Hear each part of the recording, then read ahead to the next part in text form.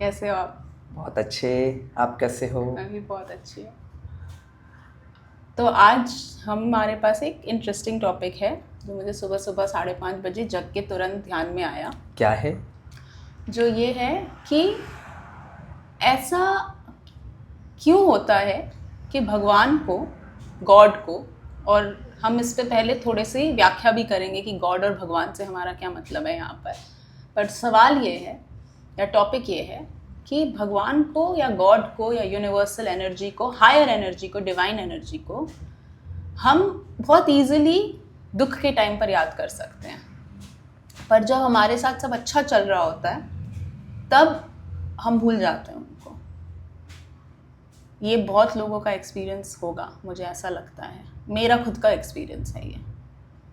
तो ऐसा हम पहले ऐसा होता है या नहीं होता, आपके एक्सपीरियंस में ये मैं जानना चाहूँगी, और कि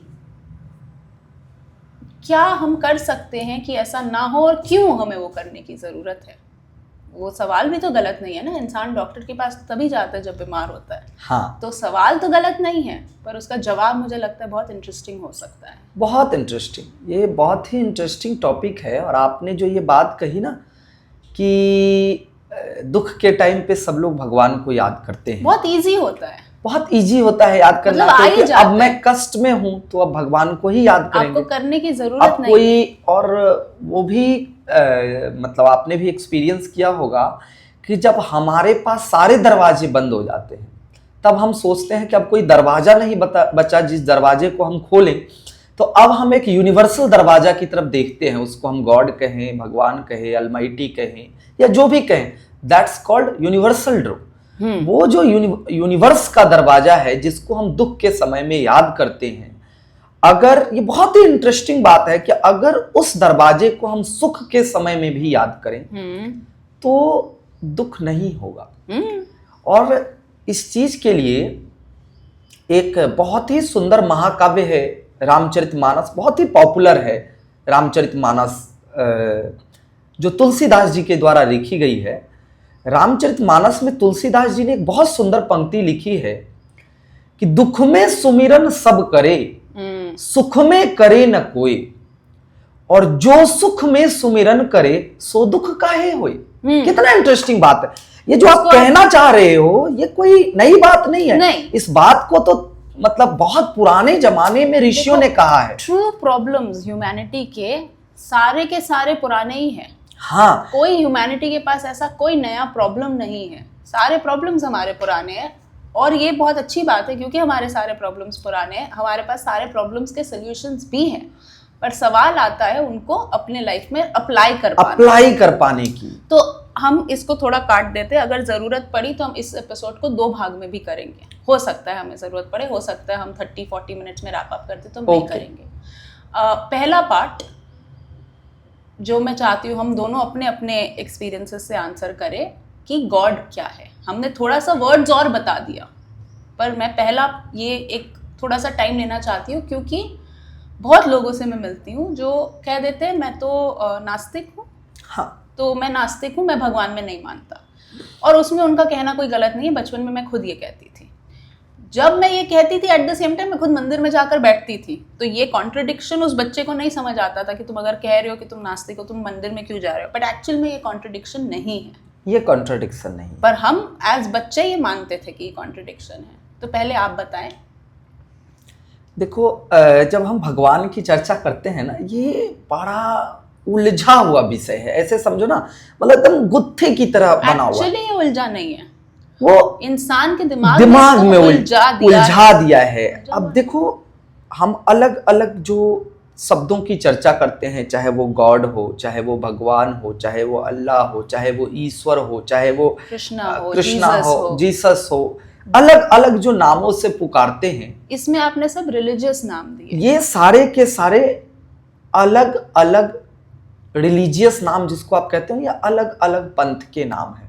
अलग अलग विचारधारा के मानने वाले लोगों के द्वारा ये अलग अलग नाम दिए गए हैं। जैसे अगर मैं गंगा को गंगा बुलाऊं, या फिर माँ बुलाऊं, या फिर पानी का बड़ा टंकी बुलाऊं, वो जो है वो वही है।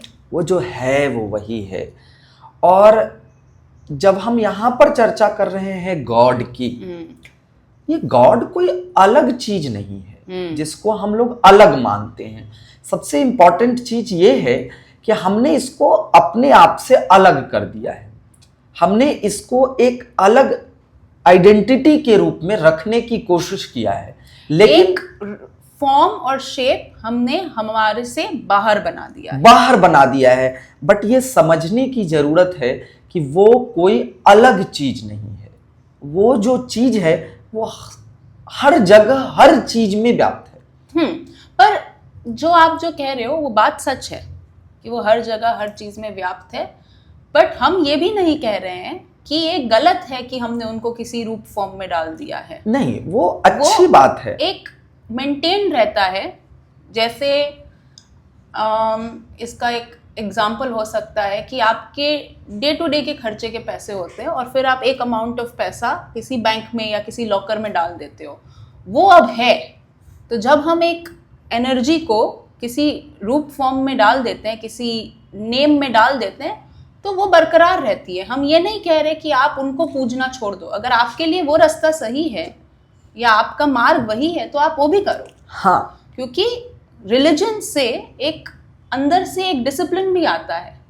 जो हमने कहा, जो आपने कहा कि दुख में सब याद करते हैं सुमिरन और सुख में नहीं करते हैं, और अगर दुख सुख में भी कर ले तो फिर दुख होएगा ही नहीं। बिल्कुल। तो ऑटोमेटिकली ये बात आती है कि रिलीजन आपको एक मोटिवेशन देता है भगवान को रोज याद करने की। हाँ, पर अगर आप रिलीजन के द्वारा नहीं भगवान को याद कर सकते तो आप जो कह रहे हैं वो बहुत हेल्पफुल हो जाता है। नहीं, यहाँ पर जो आपने बातें कही इसमें से एक बहुत इंपॉर्टेंट चीज निकल के आती है कि आप रिलीजन के द्वारा भगवान को रोज याद करते हैं।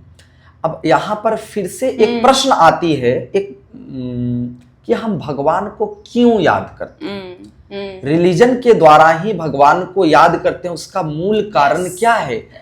तो इसमें मैं एक छोटी सी बिंदु है जिस पर मैं प्रकाश डालना चाहूंगा या जिस पर को मैं हाईलाइट करना चाहूंगा कि जब भी आप अनुभव किए होंगे, जब भी आप भगवान को याद करते हैं या जब भी आप मंदिर में होते हैं, मस्जिद में होते हैं, अपने जो धार्मिक स्थल है, हाँ, वहां पर होते हैं, तो वहां की एनर्जी जो है वो आपकी आंतरिक गंदगी को शुद्ध करता है, आपके मन को शुद्ध करता है, आपके विचारों को शुद्ध करता है। यहाँ एक और अब बात, चलिए आप कर दीजिए फिर। आपके वो जो भगवान जिसको आपने आइडेंटिटी के रूप में बांधा है, एक बाहर में बांधा है, वो कहीं ना कहीं आपके जैसे ही आप उनको याद करते हो तो वो कहीं ना कहीं आपके अंदर प्रवेश करते हैं, विराजते हैं, या उनकी एनर्जी प्राप्त होती है और वो आपके आंतरिक में आ जाता है। हाँ, और वो आपके आंतरिक वातावरण को शुद्ध करती है। और इसीलिए मैं कह रहा था कि वो अलग नहीं है, वो सब जगह है। जो बाहर का वातावरण है और जो अंदर का वातावरण है, इसीलिए शास्त्र में जो कहते हैं ना कि यत्र पिंडे तत्र ब्रह्मांडे और यत्र ब्रह्मांडे तत्र पिंड। हम कहते हैं कि पंच तत्व से पूरी पृथ्वी बनी है और पंच तत्व से हमारा शरीर बना है। जो बाहर है वो अंदर है, जो अंदर है वो बाहर है।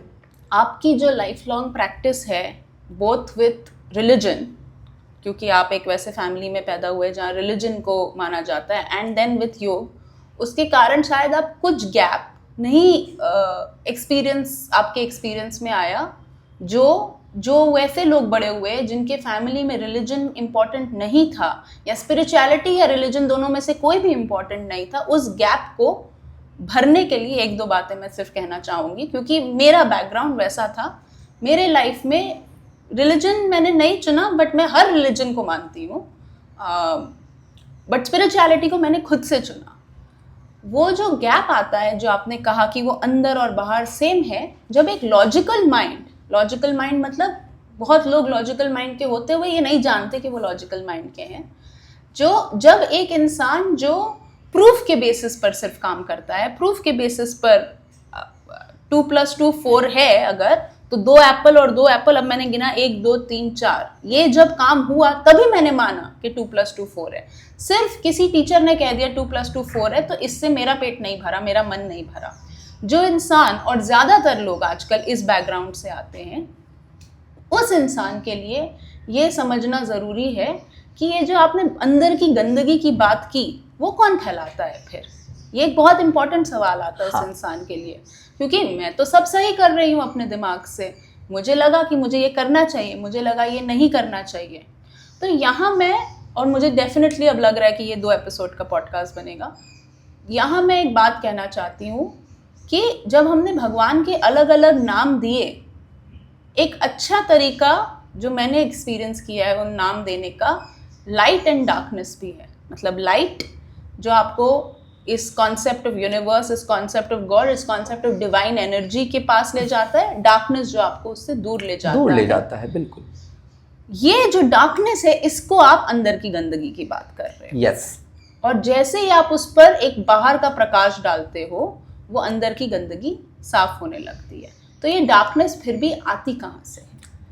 ये डार्कनेस जो है, जिसको आपने डार्कनेस का नाम दिया है, ईगो वर्ड दे सकते हैं हम इसको, कुछ भी दे सकते हो। ये जो डार्कनेस है, ये आपके जो अंदर क्रिएट होती है ना, वो उसमें एक बहुत इंपॉर्टेंट रोल केवल आपका ही नहीं है, आपके साथ साथ आपके विचारधाराओं का, आपका रहन सहन का, आपका खान पान का, आपके आसपास के वातावरण के, आपके आसपास के वातावरण में रहने वाले लोगों का, उन लोगों के विचारों का, सभी चीजों का ये एक समझो तो सम्मिश्रण है, ये एक मिक्सचर है। वो हर एक चीज आप पर डिपेंड करती है वो उस गंदगी को क्रिएट करने में। अब यहां पर देखो, ये तो नेचर का लॉ है। नेचर जो है ना, वो गंदगी फैलाती रहती है, ये नेचर का लॉ है, वो गंदगी फैलाती ही रहती है। सफाई इंसान को करना होता है। आप इस घर में रहते हो, गंदगी, इस घर को बंद कर दो। आप पूछोगे ना नेचर कैसे गंदगी फैलाते, आप इस घर को बंद कर दो, पूरा लॉक कर दो, 1 महीने के बाद घर को खोलना, गंदगी होगी ही होगी। इसका सिंपल ये भी देखने का तरीका है दैट आप खाना खाते रहो बट आप वॉशरूम मत जाओ, आप उसकी क्लीनिंग ना करो। तो आप, वो तो हमने खाया, इनपुट दिया तब आउटपुट आया ना। तो हमने इनपुट दिया भी नहीं। हाँ, मेरा ये कहने का मतलब ये लॉ ऑफ नेचर है। स्टैग्नेंसी, जब पानी स्टैग्नेंट होता है तो वो गंदा हो जाता है। तो हम सोचते हैं कि हम अगर गंदा नहीं करेंगे तो साफ रहेगा, पर ये समझना जरूरी है कि हम साफ नहीं करेंगे तो गंदा हो जाएगा। ये जीवन को रोकना भी अच्छी बात नहीं है। कई बार लोग कहते हैं नहीं मैं तो स्थिर हो जाऊं, मैं तो समाज से, लोगों का एक कॉन्सेप्ट हो जाता है। लोगों ने एक कॉन्सेप्ट बहुत लोगों ने बनाया है, समाज बहुत बुरा है, हमें समाज से दूर रहना है। अब वो समाज से मिलना जुलना छोड़ देते हैं और एक्चुअली ऐसे लोगों को आप देखेंगे वो मेजर डिप्रेशन का शिकार हो जाते हैं। उनको एक अलग लेवल की एंग्जाइटी हो जाती है। पता है उसका रूट कॉज क्या है? जैसे अभी आपने उदाहरण दिया ना, जैसे पानी में ठहराव आ गया, वैसे ही वो कोशिश करते हैं अपने जीवन में ठहराव लाने की। और जो बहता हुआ पानी है उसमें थोड़ी गंदगी भी आएगी ना, फिर भी वो पानी नुकसान नहीं करेगा क्योंकि वो बहता हुआ जल है। उस पानी जो में आया है, वो गया। हाँ, लेकिन यहाँ जो आया वो गया नहीं, वो रुक गया। और नेचर का लॉ है, कुछ ना कुछ आएगा, कुछ ना कुछ आएगा। आपको पता है ना कि हमारे पास जो 6 इंद्रियां हैं, थोड़ा सा टॉपिक वास्ट जा रहा है, कोई बात नहीं, हम 2 एपिसोड कर लेंगे। हमारे पास जो 6 इंद्रियां हैं, आप कुछ नहीं कर रहे हो, अभी आपने आंख से कुछ देखा, दिमाग ने कुछ सोचा, अभी आपने कान से कुछ सुना, दिमाग ने, हर चीज का इंपैक्ट पड़ रहा है। ये प्रोसेस इतना फास्ट है कि हम शायद इसको देख नहीं पाते, हम इसको पकड़ नहीं पाते, हम जान नहीं पाते कि हाँ सफाई की जरूरत भी पड़ सकती है। हम तो चल रहे थे, हमने कुछ देखा, वो हमें अच्छा नहीं लगा, हमने तो उसको इग्नोर भी कर दिया।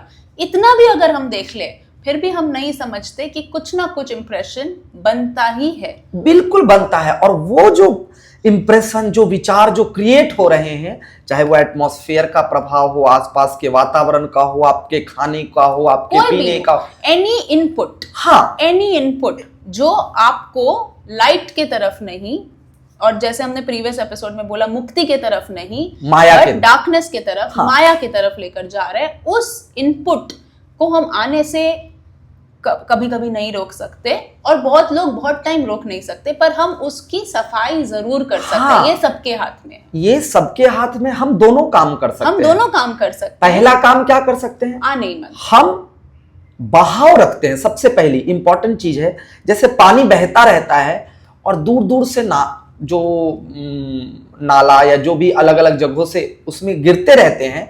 तो हम कोशिश करते हैं, जैसे आजकल कहते हैं ना कि जो भी कूड़ा कचरा है, इस कूड़ा कचरा को हम रिसाइकल कर रहे हैं, या इसको हम उसको क्या कहते हैं, रिसाइकल कर रहे हैं, रिसाइकल करके डालेंगे ताकि वो हमारे एटमॉस्फेयर को ज्यादा पॉल्यूटेड ना करे। तो ठीक उसी तरीके से जो भी चीजें हम देख रहे हैं उसको हम अगर रिसाइकल कर रहे हैं, ये हमारे हाथ में है प्रोसेस। अगर हम उसको रिसाइकल कर रहे हैं और हम अपने लाइफ को अगर बहाव की दिशा में, हमने एक चीज को पकड़ा नहीं है, लाइफ को बहाव की दिशा में बढ़ा रहे हैं। अब यहाँ फिर एक क्वेश्चन उठता है, बहाव का मतलब क्या हो रहा है? कि बहुत छोटी छोटी चीज है। अब देखो यहाँ बहाव से मेरा मतलब ये है, जैसे हमारी और आपकी मानो मित्रता है, किसी बात को लेकर के हमारी और आपकी मतभेद हो गई विचारों में, या कुछ मनमुटाव हो गया, हमने अगर उसको पकड़ लिया तो हमारे अंदर बहाव नहीं रहा। हमने अगर उसको छोड़ दिया तो वो आगे बढ़ जाएगी। हमने ठीक है, अभी इस टॉपिक को लेकर के हमारे आपके बीच कुछ मनमुटाव हुआ, कुछ विवाद हुआ, लेकिन हमने उस विवाद को पकड़ा नहीं, वो विवाद जो है वो छूट गया, हमने जीवन को आगे बढ़ाया। लेकिन आप जब समाज को देखेंगे तो आप देखेंगे पति पत्नी के बीच एक बात कह दिया था कि मैं कमाती हूं और तुम खाते हो, इसी पर पूरा जीवन डिस्ट्रॉय कर लिया। बाप बेटे के बीच, समाज में एक दूसरे के बीच, पड़ोसी ने पड़ोसी को कुछ कमेंट कर दिया, इसलिए सालों से बातचीत नहीं हो रही। कहीं ना कहीं जीवन में बहाव नहीं। यहाँ मैं एक बात और कहना चाहूंगी इस बहाव को लेकर, अगेन क्योंकि मेरा फोकस, क्योंकि आप अलग जगह से आते हो, मैं अलग जगह से आती हूँ, एंड आई थिंक वही उसी कारण से जब हम साथ में ये बातें करते हैं तो ज्यादा से ज्यादा लोगों को, क्योंकि हम ज्यादा फील्ड कवर कर सकते हैं। बिल्कुल बिल्कुल। अभी आपने जो 2-3 बातें कही कि हस्बैंड वाइफ के बीच में, या माँ बाप के पिता बेटे के बीच में, या किसी नेबर के बीच में, यहाँ पर तो आपने वो बात की जो हमें पकड़ में आ गई कि ये हमें अच्छी नहीं लगी। बट बहुत सारी बात हम लॉजिकली एक्सप्लेन कर देते, कोई बात नहीं, उसने ऐसे ही बोल दिया होगा, फिर भी हम उसको पकड़ कर रखते हैं जो हमें पता भी नहीं होता है।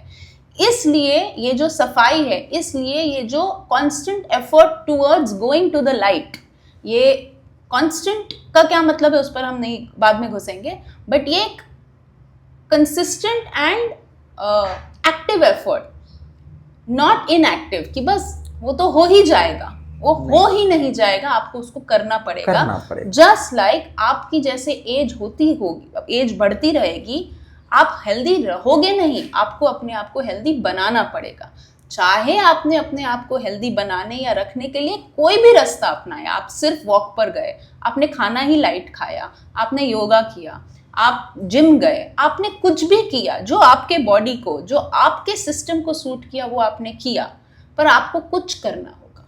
ये समझना ज़रूरी है कि आप गॉड, कृष्णा, अल्लाह, जीसस, गुरु नानक जी, या फिर यूनिवर्स, डिवाइन एनर्जी, ये सब में किसी में मानते हैं या नहीं मानते हैं, इससे कोई लेना देना नहीं है। ये एक लॉजिकल बात भी है कि जब कुछ स्टैग्नेंसी में होगा या नेगेटिव जाएगा तो उसकी डाउनफॉल होगी ही होगी। बिल्कुल। उसको अपवर्ड जाने के लिए आपको उसको एक डायरेक्शन, पॉजिटिव डायरेक्शन देना ही होगा। सो आई फील यहाँ पर हमने फर्स्ट क्वेश्चन को बहुत अच्छे से एड्रेस किया है कि गॉड क्या हो सकता है। गॉड हमसे अलग नहीं है। हमसे अलग क्यों नहीं है, इसका एक क्विक शॉर्ट आंसर, क्योंकि हम खुद बढ़ते हैं, हम खुद, नेचर गंदा करती है तो नेचर बढ़ाती भी है, राइट? बिल्कुल। सो नेचर में दोनों चीजें हैं। तो हमारे अंदर एक ऊर्जा है जो सब कुछ चलाती है, वो हम नहीं चला रहे। वो हमारा दिमाग जो सोचता है कि मैं ही सर्व सब कुछ हूँ, वो तो नहीं चला रहा। उससे पूछो तो फिर क्यों तुम्हारा खून बहता है या क्यों कैसे तुम्हारी धड़कन चलती है, वो उसका आंसर नहीं दे सकता। उससे पूछो क्यों तुम मर जाते हो तो फिर तुम्हारा बॉडी ऐसे हो जाता है, वो उसका आंसर नहीं दे सकता। तो मेरा दिमाग ही सारे प्रॉब्लम्स को सॉल्व करेगा, ये पॉसिबिलिटी नहीं है। ये जानना, अगर आप अपने साथ अकेले में बैठकर कुछ ऑनेस्ट बातें करेंगे तो आपको पता चल जाएगा। सो हमारे अंदर वो एनर्जी है। अगर हम अपने अंदर की एनर्जी का एक्सेस नहीं कर सकते तो उसको एक्सेस करने के इस दुनिया में बहुत सारे पाथ्स हैं, मेडिटेशन से, स्पिरिचुअलिटी से, पुरानी बुक्स से लेकर एक्चुअल रिलीजन तक, जो भी आपके लिए पाथ हो, और उसमें भी बहुत सारे मार्ग हैं। अब हमारा मूल टॉपिक आता है कि अगर ऐसा है तो ये तो बहुत सिंपल बात है, ये तो बहुत सिंपल बात है, इतने में ही हमें समझ जाना चाहिए। तो ऐसा क्यों होता है कि हम सुख के टाइम पर गॉड को भूल जाते हैं? हाँ, अब जो हमने ये शब्द लिया है कि हम सुख के टाइम पर गॉड को भूल जाते हैं, इसका जो सबसे बड़ा रूट कॉज है वो क्या है कि हमने अपने अस्तित्व में जो प्रकृति के अस्तित्व है उसको माना नहीं है। ये बहुत इंपॉर्टेंट चीज है। हाँ, कि अगर हमने मान लिया कि हमारे अस्तित्व में प्रकृति का भी कोई अस्तित्व है। देखो, इसके लिए मैं एक बहुत छोटा सा उदाहरण दूंगा। जब कोविड का समय था, अभी भी कोई देख सकता है, कोविड की जो फर्स्ट वेव आई थी, तो फर्स्ट वेव में गंगाराम हॉस्पिटल में एक हरियाणा के एक व्यक्ति को कोविड हो गया था, तो वो एडमिट हो गए थे। जब एडमिट हुए तो वो तीसरे दिन स्वस्थ हो गए थे। उस समय इतना भय था। जब वो तीसरे दिन कोविड से बाहर निकले थे तो उनकी एज क्या थी? उनकी एज 80+ थी। बहुत इंटरव्यू उनके हुए थे, सब डॉक्टर उनके साथ फोटो ले रहे थे कि डॉक्टर भी हाँ, समझना चाहते बाबा जी आप ये हो गए, बाबा जी वो हो गए। उनकी बहुत ब्रांडिंग हो रही थी, क्योंकि वो 80 साल की उम्र में तीसरे दिन बाबा जी ने गांव का खाना खाया है, गांव का वातावरण लिया है, इन्होंने कोरोना से लड़ा है, बहुत चीजें हुई। उसमें एक घटना ये हुआ कि उनकी जो मेडिकल की बिल आई, वो बिल में 2 दिन का ऑक्सीजन सिलेंडर का बिल नहीं जुटा था। तो बाद में डॉक्टर ने मतलब जो वहां के जो भी बिल बनाने वाले थे, उन्होंने एक एक्स्ट्रा बिल बना करके लाया, कुछ 13-14 हजार रुपए का, कुछ समथिंग, मुझे अमाउंट ध्यान नहीं है, समथिंग अमाउंट का। और उन्होंने, बाबा जी थे, उनके बच्चे भी थे, उन्होंने कहा कि सर ये बिल रह गई। तो बच्चों ने पूछा किस चीज का बिल है? तो सर 2 दिन का जो ऑक्सीजन सिलेंडर लगी थी उसकी बिल ऐड नहीं हुई थी। तो ये बात सुन करके बाबा जी बहुत रोने लगे। सब डॉक्टर घबरा गए, सब डॉक्टर ने पकड़ लिया, अरे बाबा जी आप क्यों रो रहे हो, आपने ऐसे किया वैसे किया, आपने तो कोरोना को हरा दिया। अगर आपके पास, लोगों को ऐसा लगा कि शायद बाबा जी के पास पैसे ना हो, अगर आपके पास पैसे नहीं है तो आप मत दो, सब बातें कहा। बाबा रो ही जा रहे थे। फिर कुछ पल के बाद जब लोगों ने बहुत समझाया तो बाबा ने उनको एक बात कही कि देखो, मैं इसलिए नहीं रो रहा हूं जो मैंने ऑक्सीजन सिलेंडर का बिल नहीं दे पाऊंगा, मैं इसलिए रो रहा हूं क्योंकि 80 बरस मेरी उम्र हो गई, मैंने आज तक नहीं समझा कि जिस प्राणवायु के द्वारा हम जीवित रह रहे हैं, जिसके 2 दिन का बिल इतने हजार रुपए आ गए, मैंने इतने साल इस प्रकृति से लिया है, हमने क्या दिया प्रकृति? देखो ये कितनी माइन्यूट बातें हैं, सुंदर बात और कितनी सुंदर बातें हैं। जो प्रकृति आपको हर चीजें दे रही है, जो प्रकृति का आपके अंदर अस्तित्व है, हम तो ईश्वर की अब चर्चा ही नहीं कर रहे, हम तो नेचर की चर्चा कर रहे हैं। हाँ, आप उसको ईश्वर के रूप में बुलाओ, आप सूरज को भगवान के रूप में बुलाओ तब, या वन ऑफ द एनर्जी के सोर्स के रूप में बुलाओ तब। एनर्जी का अगर अल्टीमेट सोर्स है तो सन है, और अगर भगवान के रूप में बुलाओ तो आप सूरज को नमन करते हो। देखो, अगर पानी को देव के रूप में बुलाओ तब भी अच्छा है, एनर्जी के सोर्स के रूप में बुलाओ तब भी अच्छा है।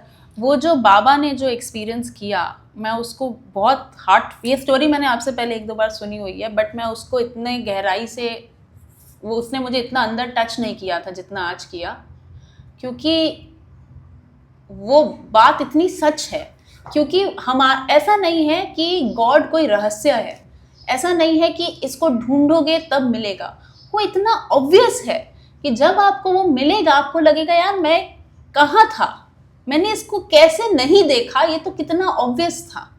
तो वो बाबा जी को समझ आया होगा कि मैं 80 साल की उम्र तक तो मुझे ये फ्री में मिला, मुझे ये बस मिला, जैसे हम सबको सब कुछ मिला, ये जन्म मिला, इसमें माँ बाप मिले, जिस भी स्तर की कोई ना कोई सुख सुविधा मिली, एक बॉडी मिला जो बहुत कुछ कर सकता है आपके लिए, खान पान मिला, अगेन जिस भी स्तर की, पर ये सब तो हमें मिला, सब कुछ हमें मिला मिला मिला मिला मिला, पर हमारा ऑटोमेटिक फोकस चला जाता है कि हमें क्या नहीं मिला।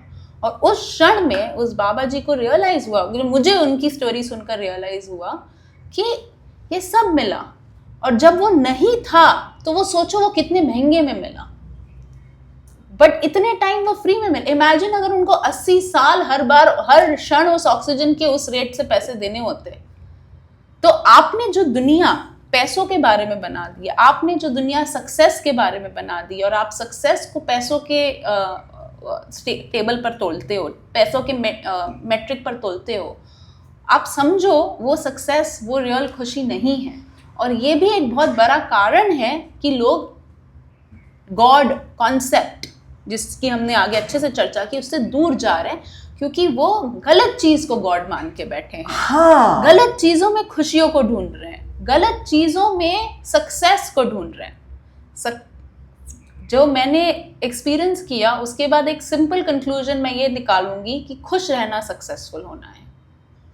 बिल्कुल, खुश रहना सक्सेसफुल होना है ही। बस। और जितनी भी चीजें आपको मिल रही है उसकी महत्वता को समझना, और जो चीजें मिल रही है उसके महत्व को जब तक आप नहीं समझेंगे, तब तक अगर आपको समाज ने कोई चीज दिया है तो आपका भी कर्तव्य है। देखो, अधिकार, हर अधिकार के साथ कर्तव्य होता है। अगर आप कहते हैं कि मेरा अधिकार है कि माता पिता ने हमें जन्म दिया है, मेरा अधिकार है माता पिता से पैसे लेना, खूब ऐश मौज करना, तो आपका कर्तव्य भी है उस माता पिता की देखभाल करना।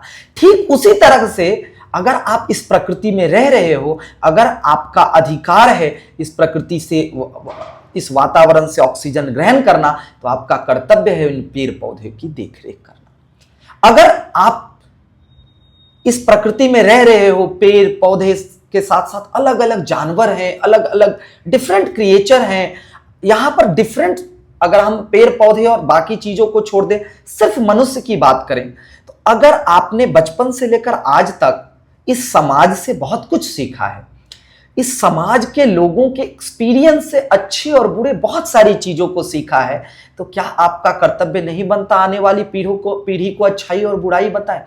लोग कहते नहीं नहीं नहीं, हमें क्या लेना देना? हमें क्या लेना देना। देखो, ये जो शब्द है ना, हमें क्या ये शब्द सिर्फ बाहर ही गंदगी नहीं फैला रही है, ये आपके अंदर भी गंदगी फैला रही है। मैं ये कहूंगी कि ये अंदर गंदगी फैला रही है, जो गंदगी अब आप बाहर फैला रहे हो। हाँ, अब देखो, जब हम कहते हैं ना कि जीवन को बहने दो, एक बहुत सुंदर मुझे एक कविता याद आ रही है, उसकी मैं 2 पंक्ति यहां साझा करूंगा। एक कवि ने बहुत सुंदर जीवन को एक झरने से तुलना किया, और उसने कहा कि यह जीवन क्या है, निर्झर है। यह जीवन क्या है, निर्झर है, झरने के समान है, और मस्ती ही इसका पानी है। जो पानी है ना, वो मस्ती के समान है। जैसे आप मस्ती में रहते हो, और सुख दुख रूपी 2 किनारे हैं, सुख दुख के दोनों तीरों से चल रहा राह मनमानी है, ये आगे बढ़ता रहता है। और जो व्यक्ति इस चीज को समझ गया, सिर्फ इस 2 लाइन को, मैं बहुत ज्यादा नहीं बढ़ा रहा, ये 2 लाइन, यह जीवन क्या है, निर्झर है, मस्ती ही इसका पानी है, सुख दुख के दोनों तीरों से चल रहा राह मनमानी है। जो व्यक्ति इस चीज को समझ गया, उसके जीवन में, जो हमारा स्टार्टिंग जो पॉडकास्ट का जो टॉपिक था कि हम सुख के पल में परमात्मा को, भगवान को याद क्यों नहीं करते हैं, तो वही बात आ गई ना कि जब हमें ऑक्सीजन सिलेंडर की जरूरत पड़ गई, तब हमें प्रकृति की याद आ रही है। हम प्रतिदिन सुबह उठते हैं तो हम क्यों ना धरती माँ को नमन करते हैं, क्यों ना हम प्रकृति को धन्यवाद देते हैं। ये जो भाव है, हम जाते हैं, सरेंडर योरसेल्फ टोटल। जब आप भक्ति की चर्चा करते हो तो आप सारे ग्रंथ भक्ति के पढ़ लो, उसमें एक ही शब्द है, सरेंडर योरसेल्फ। अपने आप को सरेंडर कर देना, चाहे वो प्रकृति के सामने हो, चाहे वो भगवान के सामने हो, चाहे वो ईशा के सामने हो, चाहे वो जीसस के सामने हो, चाहे वो किसी के भी सामने। यहाँ मैं आपको रोकूंगी, क्योंकि फिर से अगेन आपके बैकग्राउंड के कारण आपके लिए वो बहुत नेचुरल बात होगी, पर जिस मेरे बैकग्राउंड से जो तर्क आएगा, या फिर लॉजिकल लोगों में जो तर्क आएगा, वो ये होगा, ये तो अच्छी बातें हैं, क्यों ना हम भगवान को सरेंडर करें, क्यों ना हम सन को करें, क्यों ना हम धरती को करें। प्लस इसमें एक और बात है, अब आपने इसको भी एक फ़ायदा नुकसान बना के कर लिया ना, कि अगर मैं जाकर भगवान, और जिस तरीके से बहुत लोग रिलीजन प्रैक्टिस करते हैं, वो सोचते हैं भगवान के सामने हाथ जोड़ देंगे, भगवान सब कर देगा। फिर वो सोचते हैं मैंने तो भगवान के लिए इतना कुछ किया, मेरे जीवन में क्यों दुख आया, क्यों। या फिर वो ये सोचते हैं कि ये मुझे समझ नहीं आया, अगर ये मैं ज़बरदस्ती कैसे धरती को थैंक यू बोलूँ। तो यहाँ पर एक गैप है, और क्योंकि ये लंबा हो गया, इस एपिसोड को यहीं एंड करते हैं। ये जो गैप है इसके डिस्कशन से हम नेक्स्ट एपिसोड शुरू करते हैं, और आई फील ये गैप के आंसर देते देते हमारे मूल क्वेश्चन का आंसर ऑटोमेटिक आ जाएगा, ऑटोमेटिक आ जाएगा। ओके, तो इसको यहीं एंड करते हैं। ठीक है, ओके, थैंक यू, बाय।